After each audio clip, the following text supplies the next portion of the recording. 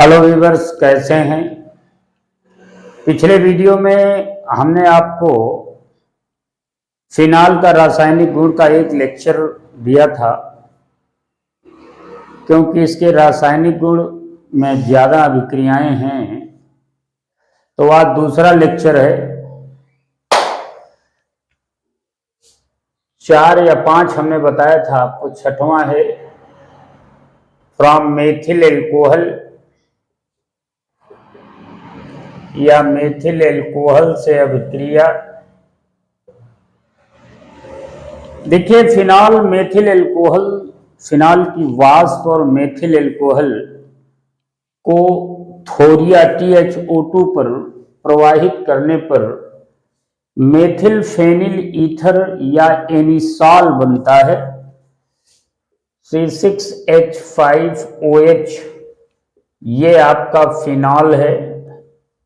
अभिक्रिया करता है मेथिल एल्कोहल से थोरिया या THO2 की उपस्थिति में, इसी पर प्रवाहित किया जाता है फिनाल की वाष्प और मेथिल एल्कोहल को। तो ये बनता है C6H5OCH3 प्लस H2O बनता है।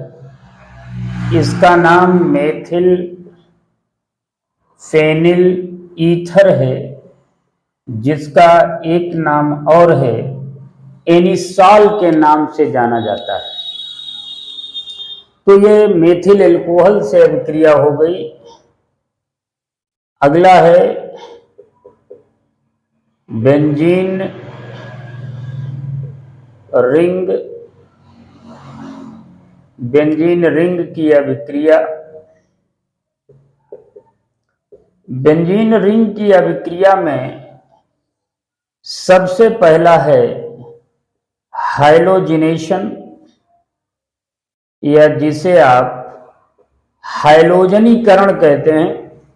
हाइलोजनीकरण में फिनाल की अभिक्रिया ब्रोमीन से कराई जाएगी, वो भी कार्बन डाइसल्फाइड की उपस्थिति में कराई जाएगी। तो ये आपका फिनाल है।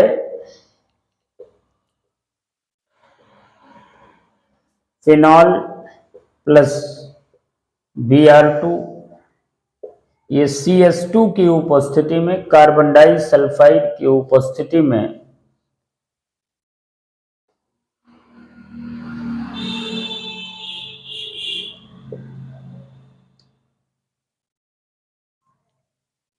आर्थो और पैरा ब्रोमोफिनॉल का मिश्रण मिलेगा आपको।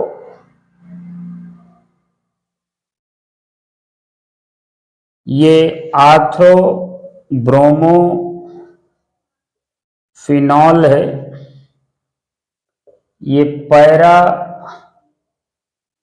ब्रोमोफिनॉल है, प्लस HBr बनेगा। ये हैलोजिनेशन की अभिक्रिया है, इन दोनों का मिश्रण बनेगा। इसे आप डायरेक्टली भी कर सकते हैं। इसी अभिक्रिया को, ये A है, ये B है, इस अभिक्रिया को आप डायरेक्टली भी कर सकते हैं। 3Br2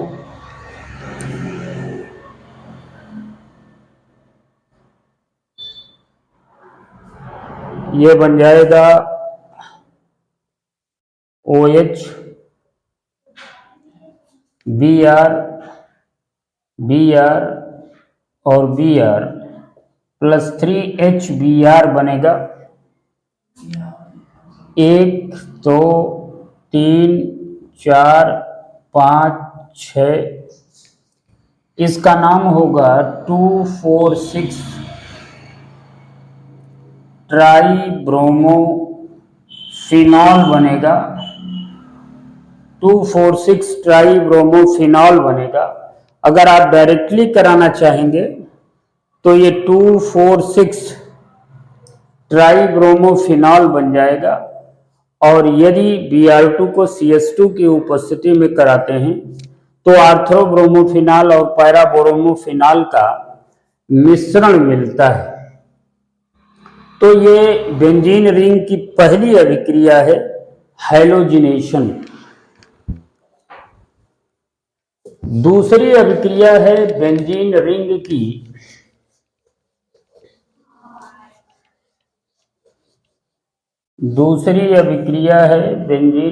की सल्फोनेशन या सल्फोनीकरण। सल्फोनेशन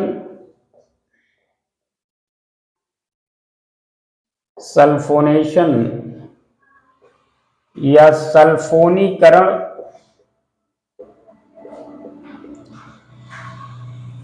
देखिए, फिनॉल का जब सल्फोनीकरण किया जाता है तो यह सांद्र H2SO4 की उपस्थिति में किया जाता है। ये सल्फोनेशन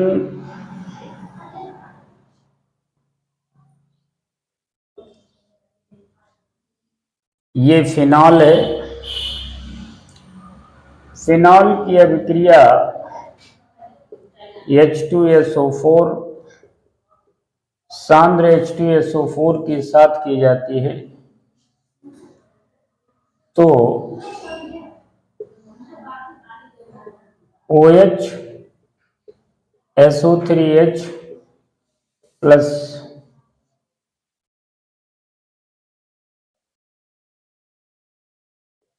OH SO3H, इसका नाम होगा orthohydroxy benzene sulphonic acid.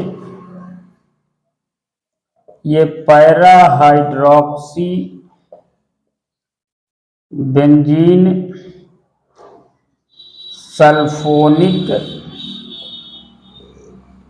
Acid. Orthohydroxy benzene sulphonic acid और para hydroxy benzene sulphonic acid का मिश्रण प्राप्त होता है। इसका नाइट्रेशन भी हम करा सकते हैं। नाइट्रेशन या नाइट्रीकरण भी करा सकते हैं। नाइट्रीकरण में ये फिनॉल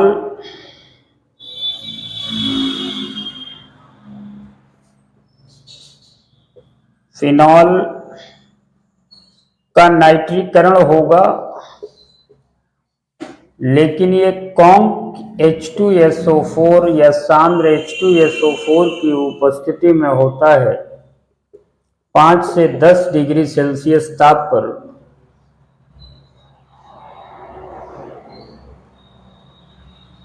तो इससे आर्थोनाइट्रोफिनॉल और पैरानाइट्रोफिनॉल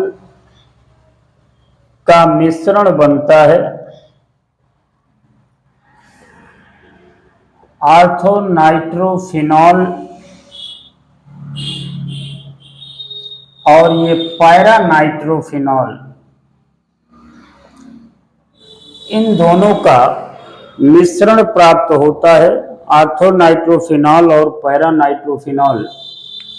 लेकिन यह अभिक्रिया चूंकि इसका इतनी आसानी से नाइट्रीकरण नहीं किया जा सकता है, इसके नाइट्रीकरण से पिक्रिक अम्ल बनता है। तो सबसे पहले हम सल्फोनेशन कराते हैं और फिर नाइट्रेशन कराते हैं, तब ये पिक्रिक अम्ल इससे बनता है जो पीले रंग का क्रिस्टलीय ठोस होता है, पिक्रिक अम्ल। तो इसको हम अभिक्रिया को और आगे ले जाएंगे जिससे पिक्रिक अम्ल बनेगा। सबसे पहले सल्फोनेशन कराएंगे।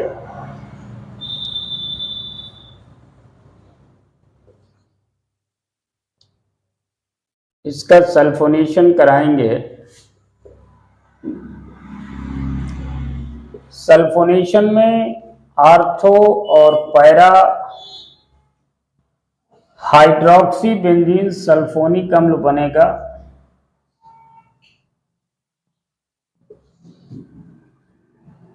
OH OH SO3H SO3H। ये ऑलरेडी हम आपको बता चुके हैं, क्योंकि डायरेक्टली इसका नाइट्रेशन नहीं किया जा सकता है। फिर अब HNO3 से नाइट्रेशन इसका कराएंगे, क्योंकि डायरेक्टली ये संभव नहीं है।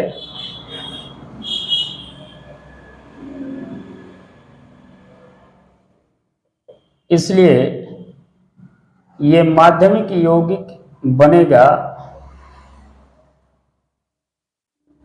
इन दोनों का मिश्रण बन जाएगा यहाँ पे OH SO3H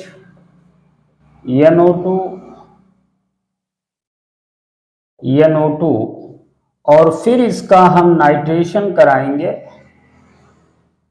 नाइट्रेशन कराएंगे तब हमको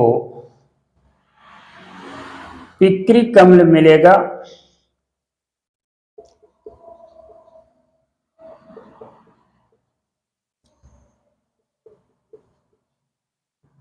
दो, तीन, चार, 5, 6 2,4,6 ट्राई नाइट्रोफिनॉल, या इसी को कहा जाता है पिक्रिक अम्ल। तो पहले फिनॉल का सल्फोनेशन कराते हैं, तो आर्थो हाइड्रोक्सी बेंजीन सल्फोनिक अम्ल, पैरा हाइड्रोक्सी बेंजीन सल्फोनिक अम्ल। फिर ये HNO3 से कराते हैं तो ये माध्यमिक यौगिक बनता है। और इसका जब हम पुनः नाइट्रीकरण कराते हैं तो हमको 2,4,6 ट्राई नाइट्रोफिनॉल या पिक्रिक अम्ल मिलता है। ये पिक्रिक अम्ल जो होता है पीले रंग का क्रिस्टलीय ठोस होता है, जो इससे प्राप्त होता है। अभी इसमें कुछ नेम रिएक्शन भी हैं, जो अगले वीडियो में हम आपको बताएंगे। आज के वीडियो में बस इतना ही।